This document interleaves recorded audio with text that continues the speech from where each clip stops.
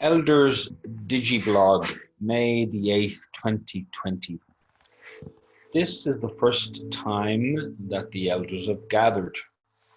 As there is an alleged pandemic, we gathered on Zoom. We are 3 male elders and 3 female elders. I'll be correct with that. They are 3 male elders and 3 female elders. I'm not an elder. And they're all chosen for their wisdom in their chosen field of their life's work, and each of them being committed to continuous learning. I, Paul, am honoured to convene the group, and I offer this perspective on their dialogue. They first ask themselves what they want to bring into the world. How can it be tangible and transformative? How can they access the key beneath the words? How can they serve what appears to be unfolding as people who use dialogue professionally and those who simply come to Bohemian dialogue for the love of the art? They inquire about the context and the practices that forms and holds the line for each of them. With all the cyber noise in the world today, they wonder how they might have been hacked in their pre-technology early careers. Has their literature been hacked, their education, their society, or even their community? They ask about the foundations of human consciousness and how David Bohm had set his intention to transform it, but died before he was ever completed with his inquiries. They ask, what is beneath the mind? They ask, who is the visionary who can hold the threads of pure dialogue and professional dialogue together? Is it the guild? They share together about how they have a deep desire to open up the hearts of others in their various collectives. They explore how spoken art and meditation are so important to the mind, how anthroposophy and the art of being just right are necessary now more than ever. From the first breath to the last breath, they ask, who is searching for truth, for beauty, for harmony, and for wellness? Are humans looking for it in their brains or their bodies? Do they seek it in mental realms or social realms? Do they ever search for freedom? Do humans ever bother to delve beneath the power dynamics at the meeting table, or are they in service to the table? Why do they want so many houses and cars?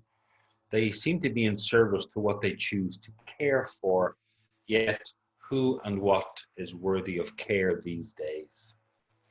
Who could hold the revelation of truth long enough now not to tweet it or put it onto Facebook?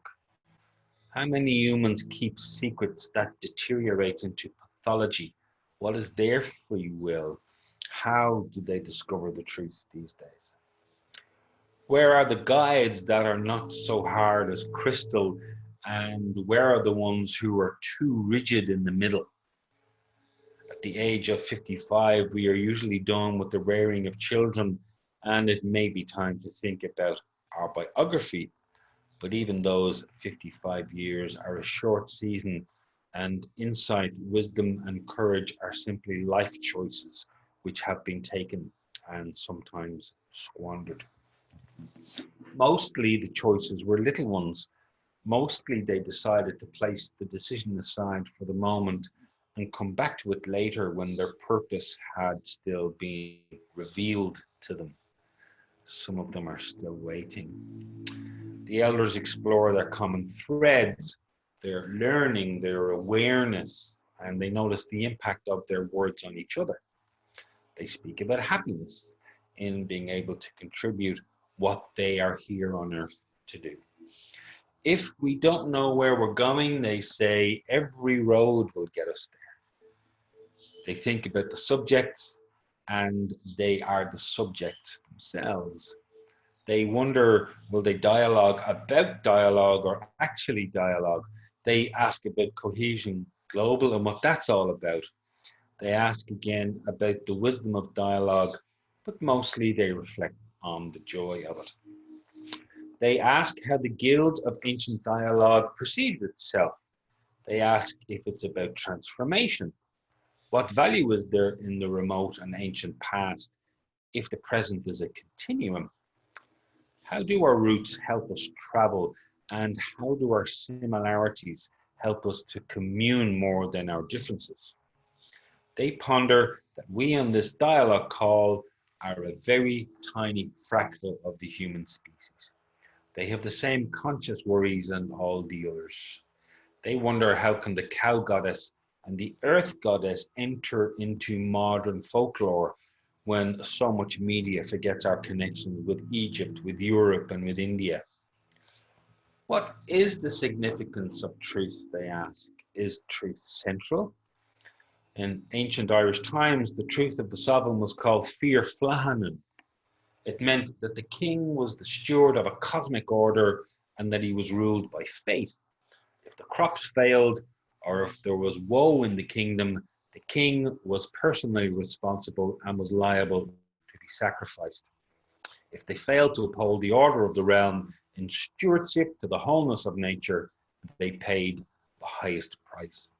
The king was the point of contact between nature and the supernatural. The elders mused that the past helps us to understand the present. Museums offer us objects that were part of the past and that are now part of the present. They give us the backstory. They help us understand the story. They help us make sense of politics and modern art as a continuum towards our present meaning. That meaning is often transformed or distorted or both. The present is complex, they said, and once again they wondered, what does it all mean? What's the point, they say, and what's the point of having a king if we have lost the link to consequence and accountability? We've all become addicted to our collective folly. It's also the followers who are equally not accountable. Donald Trump is mentioned almost in a whisper. He can get away with anything, they say. And in a stronger voice, they say, and this is us. We are the ground. When we are faulty and we lose and we abstract, how can we hope to put anything into the world? How can we become closer so as to alliance?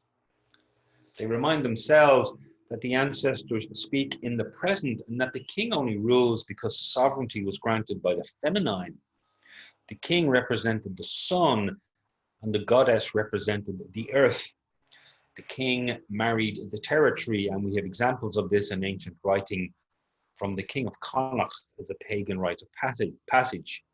The king of Connacht married Connacht, and in very clear language of the day, it was undertaken as a carnal union of a man and a woman, the unity of the male and the female, the union of the natural and the supernatural, the natural and the social. In ancient times, cosmic order was built into the governance of society. The elders paused. We can have a dozen conversations, they said, but what's the point? What is the purpose of the disconnect in the first place? What is its phenomena? All we can do is empty ourselves if we want to blame others. We would have had to hold ourselves accountable again and acceptable again. The key is perception, and just as Huxley wrote, it's all about the door of perception. He used substances to help him sharpen his perceptions. It's part of the gnosis. The Elysian mysteries took place purely because of psychedelic plants, which guided them to interdimensional journeys. Again, we come back to the king, who's the convener of the cosmic order. He is biophilic. He loves nature and all that she stands for. If he needed substances to make a deeper connection to nature, there's ample evidence that he used what was growing in his own land. He was one of only a few that was allowed to expand their consciousness. In the ancient writings, the marriage was consummated when a chalice was handed to him by the female who represented the goddess. Some say it was alcohol, some say it was psychedelic. Ireland is well known for its magic mushrooms. No matter if it's alcohol or psychedelics, the king offered his kidneys as a way to relate to the land. He sought the truth, not just one truth, but the collection of truths that made up a society. He created a realm where the many versions of the truth can coexist in harmony. The king's role was to ruminate on the truth until you met him again. The elders moved on to the point that truth is connected to justice, and justice is separated from the law of the land. Fear, F-I-R, is the old Irish word for truth, and it also came with its bias and its anxiety and its conceptual logic and its philosophy of added value. The elders seemed disturbed at the possibility of taking the wrong action. They wondered about pointless effort as a form of doing, and they added that action without result is simply movement. Do we work to move? Do we move to work? Are we just here, or are we working here? They reflected that very few modern knowledge workers actually focus on work more than a few hours a day. It's simply not possible to concentrate for long periods without the mind wandering. Do people really allow the time to wander? Are they pursuing some kind of factory mind? Once again, they wondered why they were in the circle. Yes, our energies are connected, and a great privilege to play and to explore. They pause. Ah, yes, it will reveal itself. We will reveal ourselves. Just like children, we can explore without purpose, even if our senses seek a resolution. Somehow the purpose will reveal itself, and we identify the possibilities. This guild of ancient dialogue has a being. Perhaps the elders believe that they can help us to harness this being and help it on its way to create something of itself. The guild is busy with some inquiries around the use of dialogue in business. It's in a process of counsel and feedback in order to better discover its own purpose. Cohesion itself has a separate purpose, and it has been creating circle space for many years now. It has its own function and role, and it has been in service and contributing to issues of fragmentation. Although cohesion is an organism, it will soon need its own bureaucracy and structure and organization. It will soon forget its purpose and keep doing what it needs to do so it will grow. It will work on its strategies, its maximums, its minimums, and it will deal with the what and the who and the how. It will develop its own independent voice, and it will find its mission and its vision. It will find the questions that inhabit it. It will wonder what it needs to do to make things happen. It will want to do things, to create things. It will want to find its own ideas. The elders will do what they can for the guides. They want to help them with their objectives and their aims. Once the guides are in place, the elders can support them and keep enjoying the conversations. They can help us all avoid big, beautiful, and powerful perspectives. They can help us all avoid big, beautiful, and powerless perspectives. The elders caution that cohesion is an ambitious purpose and that they wish to contribute. They can be the explorers of mind that can enhance the level of consciousness of the guild without the encumbrance of operational constraints. The elders do not have to fly under the radar nor to be politically correct.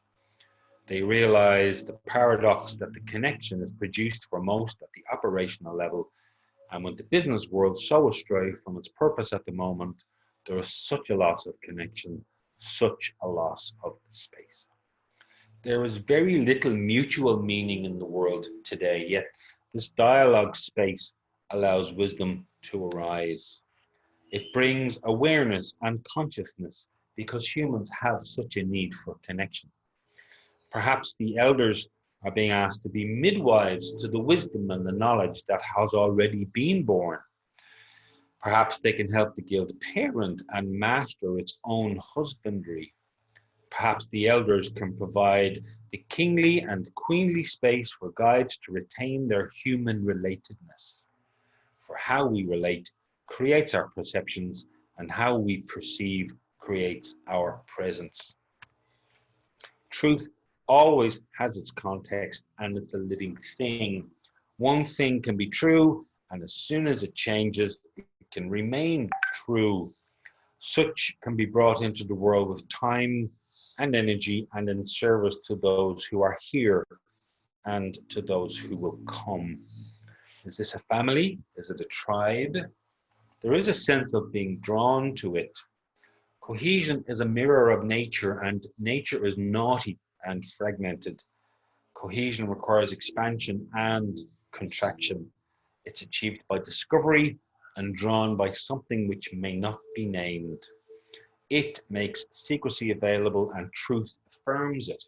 It can't be too hard. It can't be too soft. It has to be just right. It has to feel normal. If you feel special, you're in trouble. The elders ask, what product are they being asked to make? A skill set for the midwives and gleefully watching baby steps for the husbandry that wants a new world? The elders know that they have their part and they watch us keep repeating the mistakes of the past. The elders will watch us make tentative exploratory steps as we move as a guild. What is to come is not known.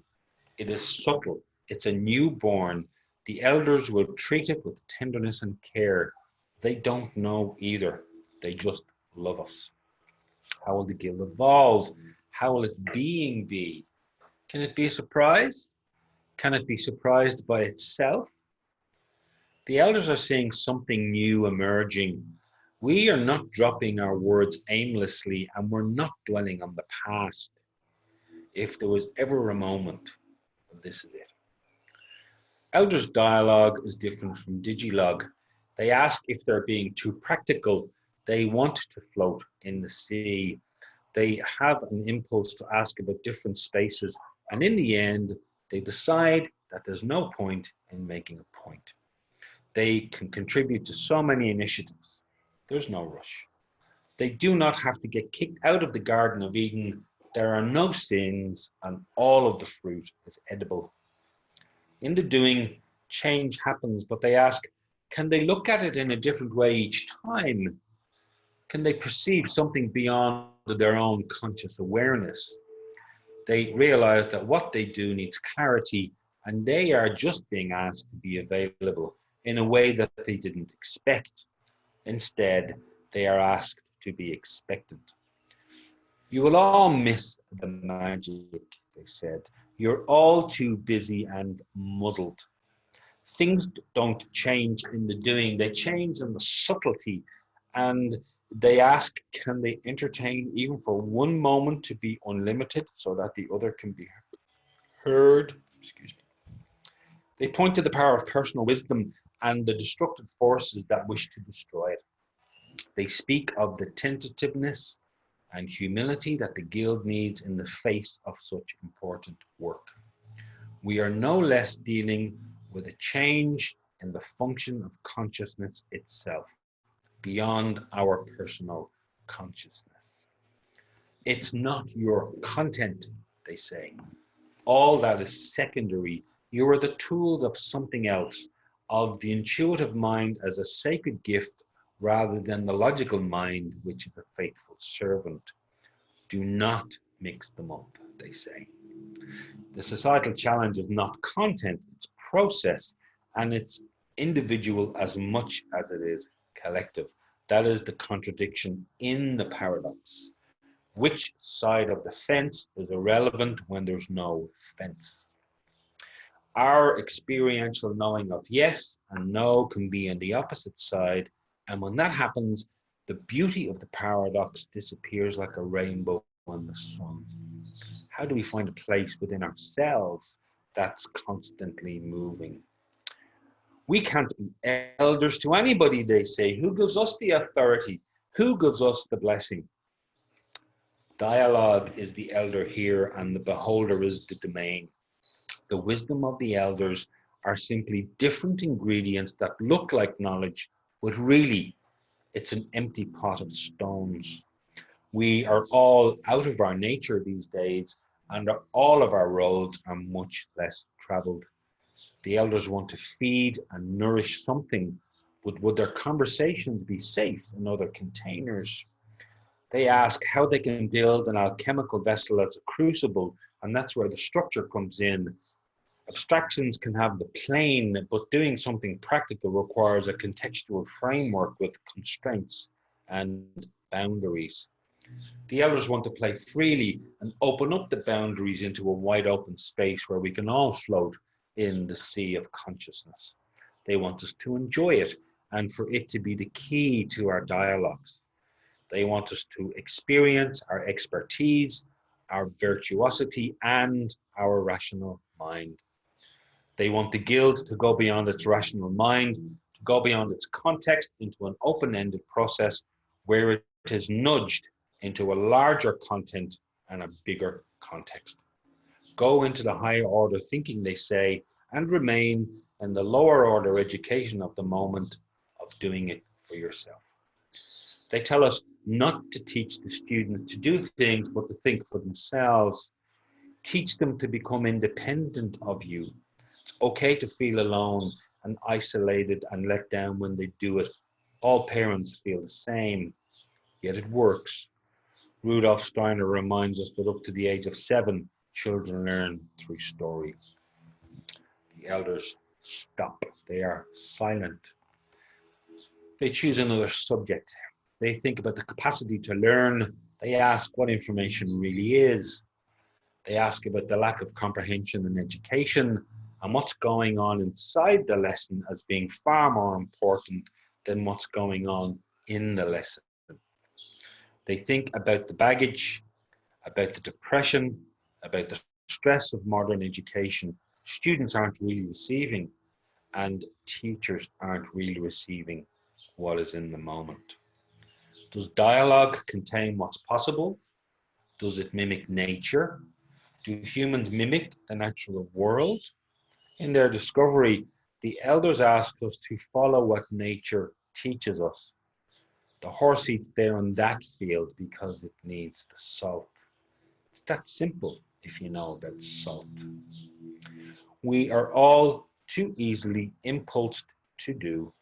We say yes far too quickly.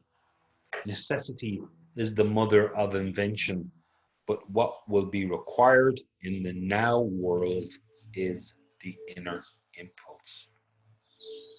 The dialogue ended.